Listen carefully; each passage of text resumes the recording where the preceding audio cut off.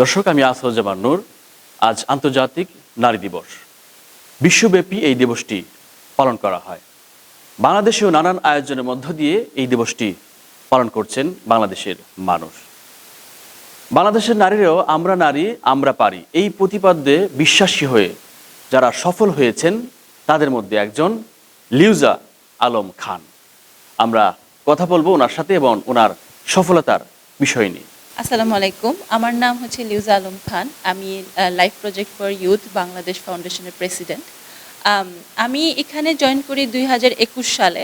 2021 থেকে আমি এখানে মেয়েদের, পিছিয়ে পড়া মেয়ে, সুবিধাবঞ্চিত মেয়েদেরকে নিয়ে কাজ করছি।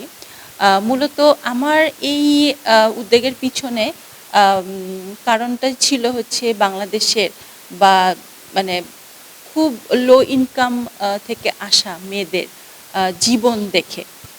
আমার লাইফে অনেক স্ট্রাগল আছে। আমি হচ্ছে যখন শুরু করেছিলাম তখনও আমি এতটাও হচ্ছে ডিপলি যখন আমি ভাবতে শুরু করলাম বা এই মেয়েদের সাথে আমি কথা বলতে শুরু করলাম বা এই মেয়েদের সাথে আমি আমার লাইফটাকে মিলাতে শুরু করলাম, তখন থেকেই হচ্ছে মূলত আমি চাচ্ছিলাম যে আমি এই ধরনের কাজের সাথে নিজেকে ইনভলভ রাখবো।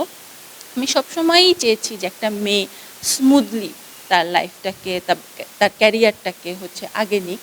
আমি আমার ক্যারিয়ার শুরুই করি হচ্ছে 2019 সালে। তো অনেক লেটলি, আমার হচ্ছে পড়ালেখা শেষ করার অনেক পরে আমি স্টার্ট করি ক্যারিয়ার। তো এরপর থেকে আমার অনেক স্ট্রাগল করতে হয়েছে। আমি স্ট্রাগল করেছি এবং হচ্ছে দেখা গিয়েছে আমি যখন নাকি শুরু করি তখন আমার ওরকম ব্যাকআপ সাপোর্ট ছিল না কেউ।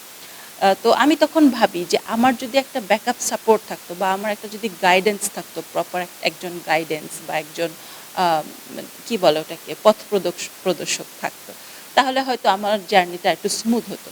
সেই ভাবনা থেকে আমি আসলে এই ধরনের মেয়েদেরকে নিয়ে চিন্তা করি যে না, ওদেরও যদি এরকম একটা প্রপার গাইডেন্স আসে যে কিভাবে একটা ক্যারিয়ারে হচ্ছে এন্টার করতে হয়, কিভাবে প্রফেশনাল লাইফটাকে মেনটেন করতে হয়, এই যে একটা গাইডেন্সের অভাব, এই এই চিন্তাটা থেকে আমি মূলত হচ্ছে এই লাইফ প্রজেক্ট ফর ইউথের সাথে হচ্ছে কানেক্টেড হয়েছি এবং এখনও আছি।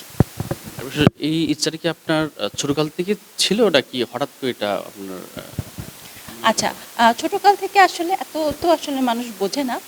যখন থেকে বোঝার ইয়েটা এসেছে, বোঝার বয়স বা বোঝার ক্ষমতাটা এসেছে, তখন থেকে আমি চিন্তা করছি যে একটা মেয়েকে কিভাবে আরেকটু হচ্ছে সাপোর্ট করা যায়।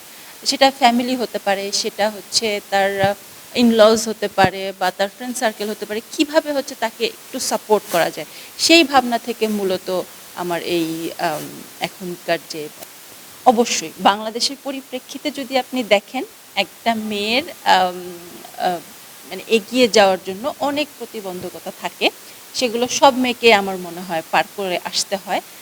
আমারও আছে সামাজিক প্রতিবন্ধকতা কিংবা আশেপাশে অনেক ধরনের প্রতিবন্ধকতা ছিল। তারপরে আমি বলবো যে আমার ফ্যামিলি, আমার মা, আমার ভাই আমাকে যে ধরনের সাপোর্ট দিয়েছেন, ওই সাপোর্টটার কারণেই আজকে আমি এখানে আসতে পেরেছি। তো এটা আমি সব ফ্যামিলি মেম্বারদেরকেই বলবো যে একটা মেয়েকে সাপোর্ট দিন, তাকে পিছনে টেনে ধরবেন না, পিছু টান হবেন না। একটা মেয়ের হচ্ছে শক্তি হবেন সবসময়।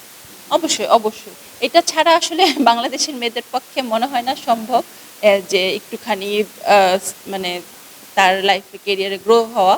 আমার মনে হয় এইসব প্রতিবন্ধকতা অনেক মেয়ে মেনে নিতে পারে না, আবার অনেকে জিনিসটাকে কেয়ার করে না, আবার অনেকে হচ্ছে এটাকেই শক্তি বানায়। আমি যেটা করেছিলাম যে আমি এই সব প্রতিবন্ধকতাকে হচ্ছে আমার শক্তি করেছিলাম যে না, এই ধরনের কথা আসবেই, বা আমি যখন আমার লাইফে সাকসেস হব তখন একটা কটু কথা মানুষ বলেই ফেলবে। এইটাকেও আমি পজিটিভলি নিয়ে আমি হচ্ছে সামনের দিকে। আচ্ছা, পিছিয়ে পড়া বলতে আমি যতটুকু দেখেছি সেটা হচ্ছে এটা অনেক শ্রেণীর মানুষই হতে পারে। এমনও হতে পারে যে খুব ভালো ফ্যামিলির কোনো একটা মেয়ে, সে হয়তো ভালো একটা ইউনিভার্সিটিতে কিংবা ভালো একটা কলেজ থেকে পড়েছে, তারপরেও কিন্তু সে পিছিয়ে আছে। কারণ তার কিছু স্কিলস হয়তো সে গ্রো করতেই পারেনি। সে হয়তো ইনস্টিটিউশনাল এডুকেশনাল ব্যাকগ্রাউন্ড তার ভালো, সে ভালো কলেজে পড়েছে কিংবা নামকরা কোনো বিশ্ববিদ্যালয় থেকে পাশ করেছে, স্টিল তার যেটা হচ্ছে আমাদের প্রফেশনাল লাইফে প্রয়োজন সেটা তার নাই। যেমন একটা পাবলিক স্পিকিং কিংবা হচ্ছে সে হচ্ছে একটা কমিউনিকেশন, এগুলো কিন্তু এক ধরনের স্কিল। হ্যাঁ, এগুলো হয়তো তার নাই। তো আমি যদি বলি পিছিয়ে পড়া, সেও কিন্তু পিছিয়ে পড়া। সে এডুকেটেড, বাট তার কিছু ল্যাকিংস থাকবে। সেগুলো নিয়ে হচ্ছে আমরা মূলত কাজ করি।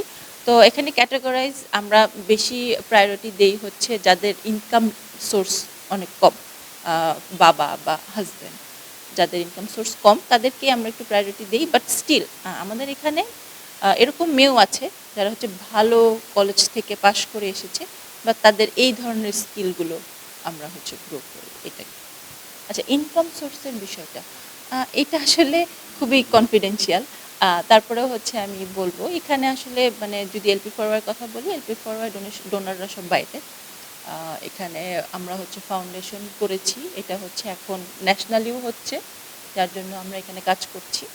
হ্যাঁ, পরিশ্রম অনেক বেশি থাকে।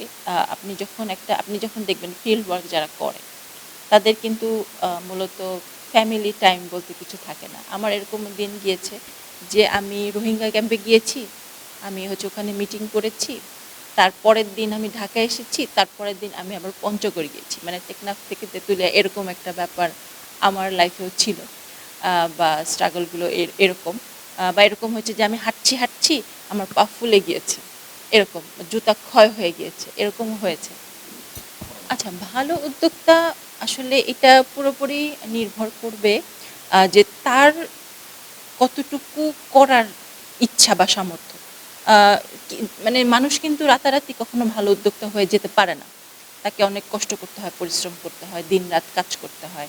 এটা একটা মেয়ের জন্য খুবই আমার কাছে মনে হয় খুবই মানে আপনারা যদি দেখেন বাংলাদেশের পরিপ্রেক্ষিতে এরকম সফল উদ্যোক্তা কোনো মেয়ে হলে তার কত প্রতিবন্ধকতা পার করে তাকে আসতে হয়। আমি নাম বলবো না, বাট আপনি যদি সোশ্যাল মিডিয়াতে সার্চ করেন দেখতে পারবেন অনেক ধরনের প্রতিবন্ধকতা থাকে। তো আমি মনে করি হ্যাঁ, এইখানে তার যদি সামর্থ্য না থাকে সে তার নেটওয়ার্কিংটাকে ইউজ করতে পারে।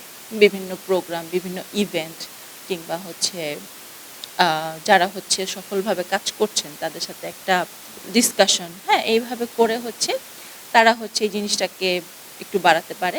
আর আমার মনে হয় খুব বেশি ইনভেস্টমেন্ট করে যে একদম সাকসেস হয় যে জিনিসটা কিন্তু এরকম না। অনেকে আছে অনেক ইনভেস্ট করেও কিন্তু পারছে না। তো এই জিনিসটা পুরোপুরি নিজের উপর ডিপেন্ড করবে যে সে তার সাকসেসটাকে কীভাবে দেখতে চায়। আসলে সফলতার তো কোনো মাপকাঠি হয় না। তারপরেও আমি মনে করি আমি আজকে যেখানে দাঁড়িয়ে আছি, এই যে আমার ইন্টারভিউটা আপনারা করছেন, ৮-১০টা মিনিট তো করছেন না, তার মানে আমি বলতে পারি নিজেকে সফল। তারপরেও আমি মানে আমি চিন্তা করি যে এটার আসলে কোনো নির্দিষ্ট কোনো মেজারমেন্ট হয় না। যতক্ষণ আমি কাজ করব আমার মনে হয় আমি ততক্ষণই সফল।